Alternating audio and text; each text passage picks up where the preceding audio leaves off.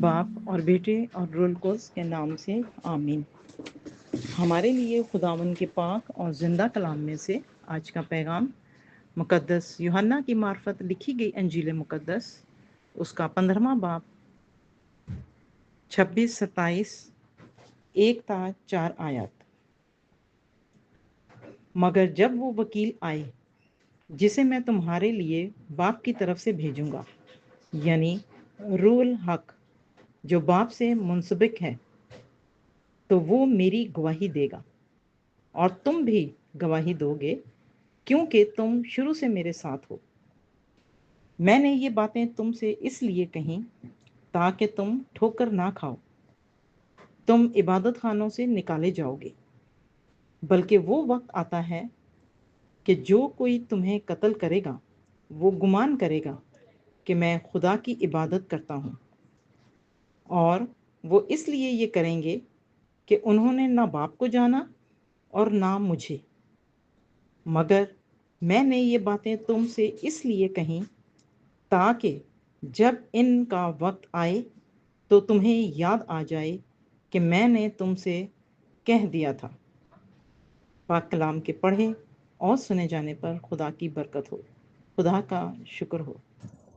خدا باپ اور بیٹے اور روح القدس کے نام سے آمین۔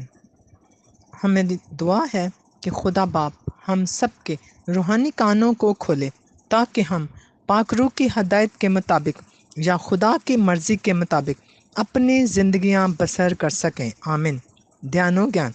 مسیح خداوند میں میرے عزیز بہن بھائیوں اور پیارے بچوں، آج کی انجیل مقدس میں خداوند یسوع المسیح ہمیں بہت بڑا زندگی کا تحفہ دے رہے ہیں، یعنی روح الحق کا تحفہ۔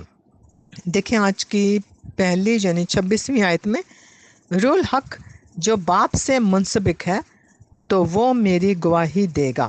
منسبک یعنی روح القدس کا باپ اور بیٹے سے صادر ہونا یا نکلنا، تو تینوں اشخاص یعنی خدا باپ، خدا بیٹا اور خدا روح پاک اس قدر منسبک یا ایک دوسرے سے جڑے ہوئے ہیں کہ یہ ایک دوسرے سے علیحدہ نہیں ہو سکتے۔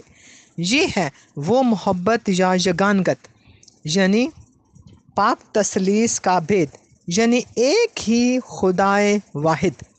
یہی محبت دنیا میں بھی خدا ہم سب سے چاہتا ہے۔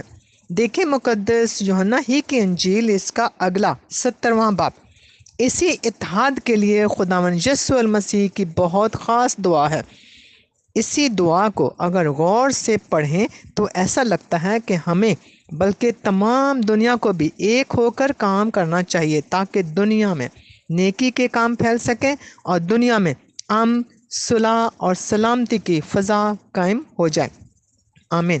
17 باب کی 11ویں آیت میں یوں لکھا ہے کہ اے قدوس باپ، اپنے اس نام کے وسیلے سے جو تو نے مجھے بخشا ہے ان کی حفاظت کر تاکہ یہ ہماری مانند ایک ہوں۔ تو عزیزو، ایک ہو کر کام کرنا برکات کا باعث بنتا ہے، اور ایک ہونا بھی خدائے واحد کی علامت ہے۔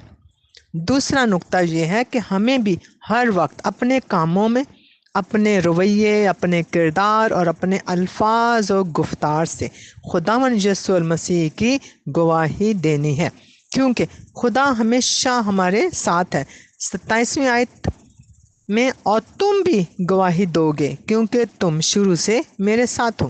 بے شک یہ شاگردوں سے خداوند نے کہا تھا، مگر ہمارے لیے بھی یہی پیغام ہے، کیونکہ ہم بھی خداوند یسوع المسیح کے شاگرد ہیں یا اس کے پیچھے چلنے والے ہیں، بلکہ ساتھ رہنے والے ہیں۔